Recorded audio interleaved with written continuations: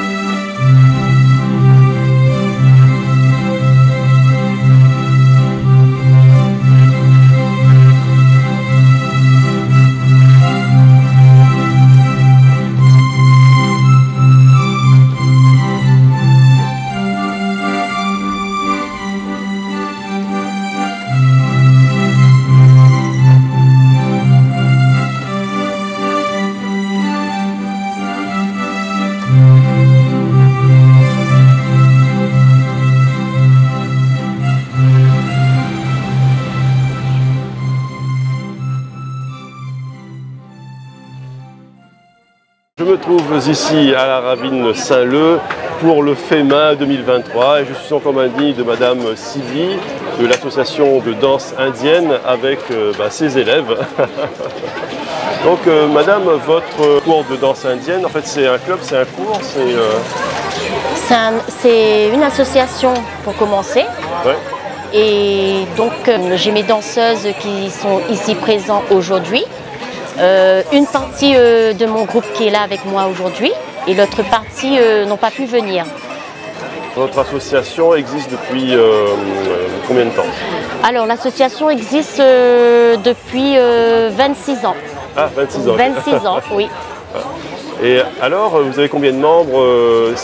Où est son siège? Alors le siège social c'est à mon domicile, ouais. À Pitot-Saint-Leu. Et j'ai quand même pas mal d'adhérents et aussi les membres qui font partie de l'association. D'accord. Alors là, il vient d'avoir une danse. En fait, c'était une danse dont la thématique, c'était sûrement une danse culturelle, religieuse. C'est plus culturel, c'est du Bollywood. D'accord. Ah, Bollywood, ouais, d'accord. Voilà, exactement. D'accord. Donc c'est l'inspiration Bollywood. C'est l'inspiration Bollywood pour aujourd'hui. Après, ouais. On a aussi des danses spirituelles, ouais. Plus culturelles. Ouais. Et donc aujourd'hui, pour cette manifestation FEMA, les filles ont choisi une danse Bollywood. D'accord. En fait, c'était de la pop culture indienne. Voilà. Oui, voilà. Il ne manquait plus que Shah Rukh Khan ou je sais pas. Exactement, il y a aussi les Shah Rukh Khan. Mais ils ne sont pas prêts. Ils sont là, mais ils ne sont pas prêts. Okay. Voilà. Okay. Ils se préparent, on va dire. Ils se préparent, exactement. Okay. Donc maintenant il y a la culture indienne qui avec Bollywood rayonne à travers le monde et on va dire pas la culture indienne mais la pop culture. La culture indienne a 5000 ans, mais la pop culture indienne a déjà pris ses lettres de noblesse il y a 20 ans, 30 ans avec Bollywood. Elle est de plus en plus présente dans les foyers. Ça intéresse de plus en plus les jeunes, je pense. Ah oui, oui, surtout la danse, ça intéresse beaucoup de jeunes. C'est pour ça qu'aujourd'hui, on veut évoluer avec ces jeunes-là pour qu'ils puissent avoir aussi un partage à travers cette culture. Et que moi, dans mon association, j'ai d'autres élèves, mais qui ne sont pas forcément de la religion, de la culture indienne. Ouais. Voilà. Donc voilà, ça s'ouvre à d'autres personnes qui n'étaient pas encore dans la culture indienne. Donc voilà, c'est ouvert à tous, c'est ça qui est bien. Tout. Voilà. Aussi bien aux profanes que ceux qui sont nés dedans. Voilà, donc voilà, exactement. Voilà, donc c'est une association qui est ouverte à tout le monde et Et qui est présente pendant des manifestations comme aujourd'hui le FEMA. Aujourd'hui, le FEMA, c'est la première fois qu'on participe au FEMA. Et après, on a aussi d'autres manifestations qui consistent pour les cérémonies religieuses, la culture indienne, bientôt pour le Deepavali. On est en train de préparer le Deepavali bientôt. Et donc, voilà.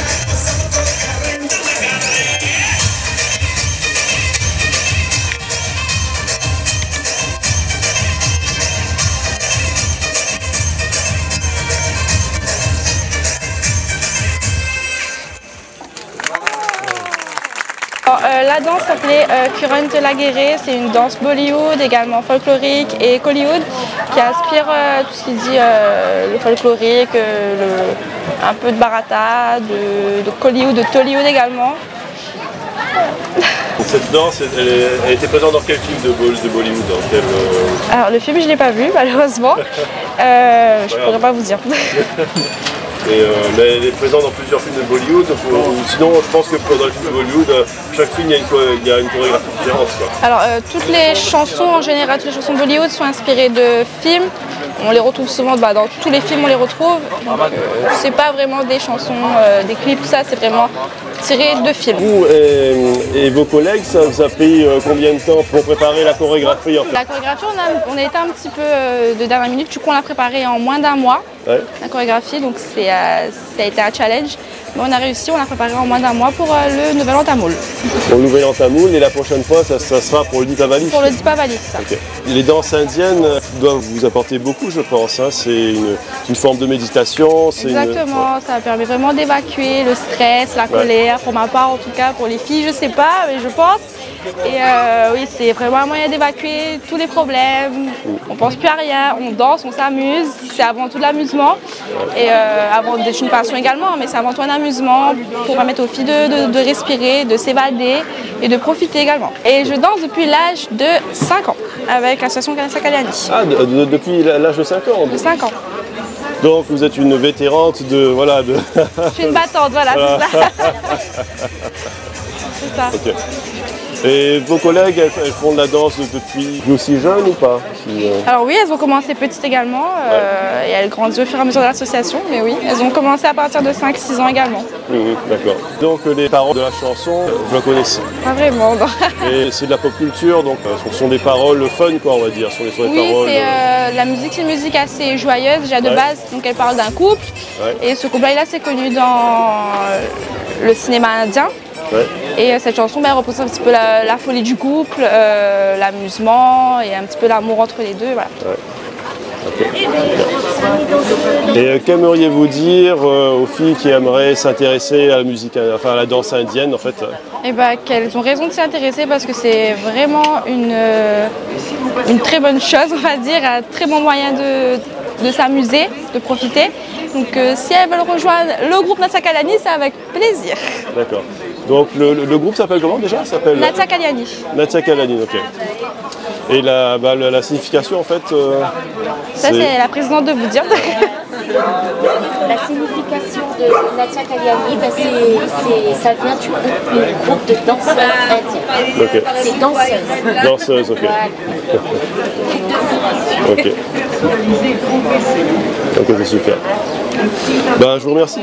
Je vous en prie, merci beaucoup. Ces jeunes performeuses de danse indienne sont prêtes pour la fête de la lumière, que l'on connaît sous le nom de Deepavali. Et moi, je vous souhaite une autre journée et je vous donne rendez-vous pour un prochain numéro de Sous la Varangue. À très bientôt.